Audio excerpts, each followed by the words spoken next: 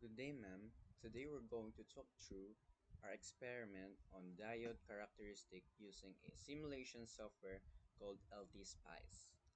The primary goal of this activity was to understand the voltage-current relationship for the diode. We accomplished this by building a simple circuit with a voltage circuit V1 and a resistor R1 and a diode D1, and then running two different types of simulations to observe its behavior under varying conditions. After following this 1, 2, 3, 4, 5, 6, 7, 8, 9, 10, 11, and more steps, we face the results from a simulation showed a very small voltage drop across the diode and a notable current of about 1.09 times 10 negative 9 raised to negative 9. A flow through it. This demonstrates a key characteristic. When a diode is forward biased, it acts like a closed switch, allowing current to flow easily. Next, we explore the reverse bias condition by reversing the polarity of our voltage source, setting VIN to negative zero point 0.3 volts. Under this condition, the measured voltage drop across the diode was negative and the current was extremely small, essentially zero.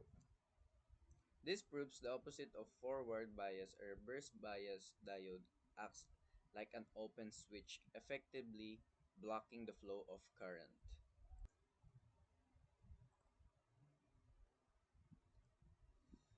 To get a complete picture of the diode's behavior, we performed a DC sweep simulation. We swept the input voltage from negative 4 volts to 20 volts. Right. The graph you see here, graph 1, plots the current through the diode against the voltage across its VD. The curve clearly shows the diode blocking current in the reverse direction. Once the voltage becomes positive and reaches a specific value, the current begins to increase sharply.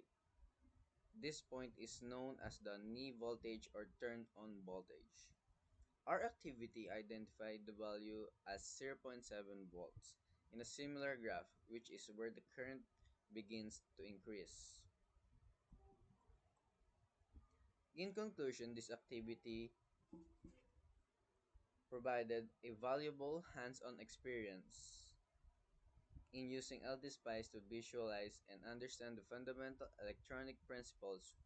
We were able to clearly observe how a diode transitioned between an open and closed switch, confirming its characteristic behavior in forward and reverse bias.